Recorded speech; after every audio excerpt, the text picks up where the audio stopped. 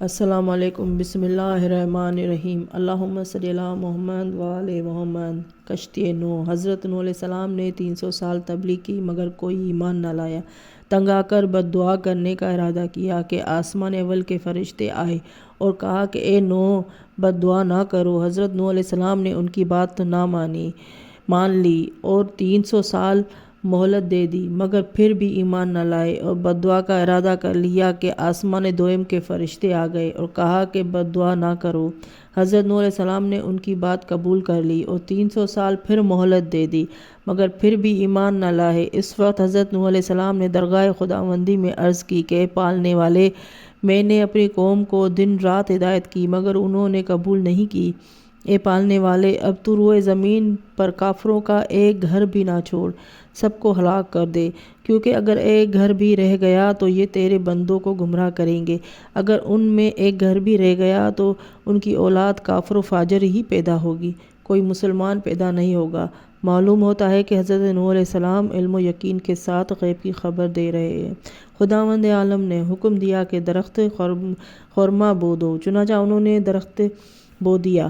یہ کہہ کر کہ کافر کہنے لگے کہ اتنا بوڑھا ہو گیا ہے اور درخت خرما لگا رہا ہے کہ جب تک پھل دے گا یہ مر جائے گا، اور ان کو پتھر مارتے تھے اور پتھروں میں چھپ جاتے تھے اور وہ زخمی ہو جاتے تھے۔ جبرائیل آ کر پتھر ہٹاتے تھے اور زخموں کے علاج کرتے تھے۔ جب درخت خرما کو 50 سال ہو گئے تو حکم آیا کہ اس کو کاٹ دے، انہوں نے اس کو کاٹ دیا۔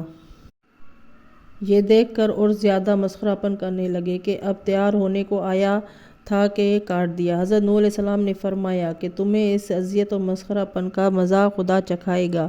چنانچہ خدا کا حکم آیا کہ اے نوح، کشتی بناؤ اور ہماری وحی کے ذریعے بناؤ اور کھلے میدان میں بناؤ، کیونکہ جبرائیل امین نازل ہوئے اور انہیں تعلیم دیتے جاتے تھے اور وہ تختے جوڑتے جاتے تھے۔ طول اسی کا 1200 ہاتھ اور عرض اسی کا 800 ہاتھ اور اونچائی اسی کی 80 ہاتھ۔ حضرت نوح علیہ السلام بخاری کا کام خوب جانتے تھے مگر اتنی بڑی کشتی کا بنانا بہت دشوار تھا، اس لیے حضرت نے عرض کی کہ خداوندہ، میری امداد کے لیے کوئی انتظام کر۔ خدا نے فرمایا کہ اپنی قوم کو بلا کر کہو، جو شخص کشتی میں امداد کرے گا اور لکڑی تراشے گا تو اس کا تراشا ہوا برادہ ٹکڑے سونے اور چاندی کے ہو جائیں گے۔ لوگ آ گئے اور ایسا ہی ہوا، اس لیے کام جلدی ہونے لگا مگر وہ لوگ ہنستے تھے، مذاق کرتے تھے۔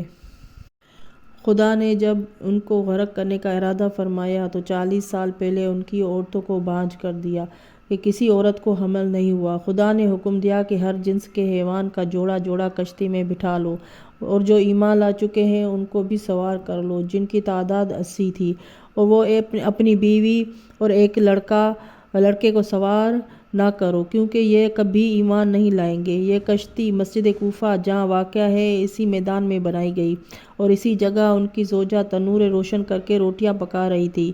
وہ جگہ ابھی بھی مسجد کوفہ کے اندر موجود ہے۔ غار تنور کہتے ہیں کہ یکایک تنور سے پانی ابلنا شروع ہوا۔ حضرت نوح علیہ السلام نے تمام جانوروں کا جوڑا جوڑا اور کھانے پینے کا انتظام کر کے کشتی میں رکھ لیا۔ ایک مرتبہ آسمان سے پانی برسا اور برسنا شروع ہوا، اسی طرح کہ قطرہ قطرہ نہ تھا بلکہ پانی کی چادریں گرنے لگیں۔ زمین شق ہو گئی اور زمین کا پانی ابل ابل کر باہر نکلنے لگا اور کشتی پانی پر بلند ہونے لگی۔ خدا نے فرمایا، یہ کشتی اللہ کے نام پر چلے گی، اللہ ہی کا نام ہے اور اللہ ہی کے نام پر رکے گی، یعنی بسم اللہ مجریہا و مرساہا۔ جب پانی بڑھا اور نوح علیہ السلام کا بیٹا ڈوبنے لگا تو آپ نے آواز دی کہ اے بیٹا، ہمارے ساتھ کشتی میں سوار ہو جاؤ، کافروں کے ساتھ چھوڑ دو۔ اس نے جواب دیا کہ میں پہاڑ سے پناہ لے لوں گا، وہ مجھے بچا لے گا۔ حضرت نے فرمایا کہ آج کوئی چیز بھی امر خدا سے بچانے والی نہیں ہے مگر جس پر خدا ہی رحم کرے۔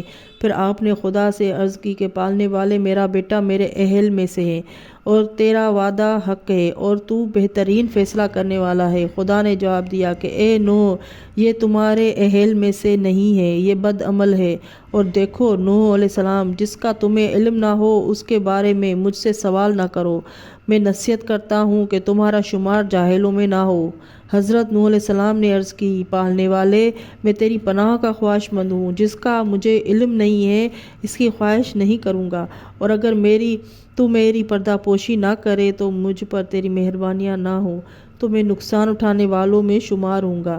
چنانچہ ایک موج آئی اور نوح علیہ السلام اور ان کے بیٹے کے درمیان وہ غرق ہو گیا، اور کشتی اس قدر بلند ہو گئی کہ آسمانی فرشتوں کی تسبیح کی آواز حضرت نوح علیہ السلام سننے لگے۔ دنیا میں سب کچھ غرق ہو گیا، اوپر آسمان تھا، نیچے پانی، درمیان میں کشتی۔ جب یہ تیرتی ہوئی مکہ کے زمین پر پہنچی تو اس کشتی نے خانہ کعبہ کا طواف کیا، اور یہ طوفان کا پانی خانہ کعبہ کے گرد گھومتا رہا، کعبہ کو غرق نہیں کیا۔ اس لیے کعبہ کو بیت العتیق کہتے ہیں کہ غرق ہونے سے آزاد رہا۔ جب خدا نے چاہا کہ کشتی زمین پر اترے تو زمین سے کہہ دیا کہ اپنا پانی نگل جا، اور آسمان سے کہہ دیا کہ اپنا پانی روک لے، اور جو ہونا تھا ہو گیا، اور کشتی کوہ جودی پر ٹھہر گئی۔ زمین نے اپنا ہی پانی نگل لیا کیونکہ اس کو اپنے ہی پانی کے نگل لینے کا حکم تھا۔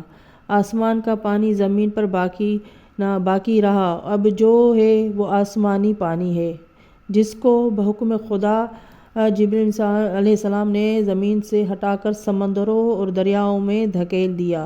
حضرت نوح علیہ السلام سلامتی کے ساتھ اپنے ساتھیوں کو لے کر کشتی سے اترے اور کوہ جودی جو موصل میں ہے وہاں ایک شہر بسایا جس کا نام مدینۃ الثمانین رکھا، یعنی 80 آدمیوں کا شہر۔ انہی آدمیوں سے ایک دنیا بھر آباد ہوئی، اور اسی لیے حضرت نوح علیہ السلام کو آدم علیہ السلام ثانی آدم علیہ السلام کہتے ہیں، یعنی دوسرے آدم۔ حضرت نوح علیہ السلام یکم رجب کو کشتی پر سوار ہوئے تھے اور روز نوروز کشتی کوہ جودی پر آ کر رکی تھی۔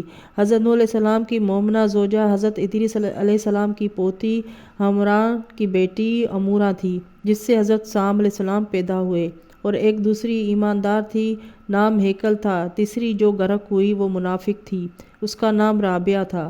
حضرت نوح علیہ السلام کی اولاد میں حام، سام، یافس باقی رہے، اور چوتھا بیٹا غرق ہو گیا۔ اولاد نوح علیہ السلام انہی تینوں بیٹوں سے چلی۔ حضرت نوح علیہ السلام نجف میں مدفون ہے۔ حضرت نوح علیہ السلام اور حضرت آدم علیہ السلام کے درمیان 2242 سال کا فاصلہ ہے۔ حام کی اولاد اور یافس کی اولاد سمندر کے کنارے آباد ہوئی، ان کے رنگ سیاہ تھے، ان کی غذائیں مچھلی تھی، ان کی کچھ اولاد مغرب کی طرف چلی گئی۔ یافس کی اولاد کوش، کنعان، فوت وغیرہ میں ہے۔ فوت کی اولاد ہند اور سندھ میں پھیلی، اور کوش کی اولاد کنعان کی توبہ اور رنج، قرآن، زراغہ، حبشہ، کبت، بربر میں پھیلی۔ یافس کی اولاد میں صفالب، برہان، اسبان ہے۔ ان کی اولاد میں روم، ترک، ہرز، یاجوج ماجوج ہے۔ سام بن نوح کی اولاد زمین حرم اور یمن، عمان، حضر موت، بحرین، دربار، عالج، حیرن، حربین، دہنا وغیرہ میں سکونت کرتے رہے۔ ان کی اولاد میں ارم، ارفخشد ہوئے، اور ارفخشد کی اولاد میں شالخ اور اس کا بیٹا عابر اور اس کا بیٹا قحطان، اور قحطان کا بیٹا یعرب ہوا۔ یعرب وہ شخص ہے جس نے سب سے پہلے عربی بولی اور زمین یمن میں آباد ہوا، اس لیے اس کو ابو الیمن کہتے ہیں۔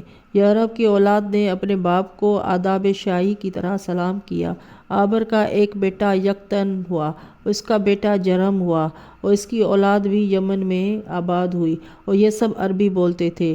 پھر یہ لوگ مکہ میں پہنچے۔ ارم کا بیٹا اوز، اوز کا بیٹا اس کا بیٹا عاد، یہ لوگ احقاف میں آباد ہوئے۔ ان کی طرف ہود علیہ السلام بھیجے گئے جو عبد بن ریحہ بن جادب بن حس بن ارم ہے۔ عابر کا بیٹا سمود ہوا، اور یہ مقام ہجر میں آباد ہوئے۔ عابر کا بیٹا سمود ہوا، یہ مقام ہجر میں آباد ہوئے۔ ان کی طرف اللہ تعالیٰ نے حضرت صالح علیہ السلام کو بھیجا جو عبید بن عابر بن ارم کے بیٹے تھے۔ اللہم صلی علی محمد وآل محمد۔ ناظرین، اب تک میرا چینل سبسکرائب نہیں کیا ہے تو پلیز سبسکرائب کر لیں، بیل کا آئیکن کا بٹن دبا دیں۔ اگلی ویڈیو کے لیے اللہ حافظ۔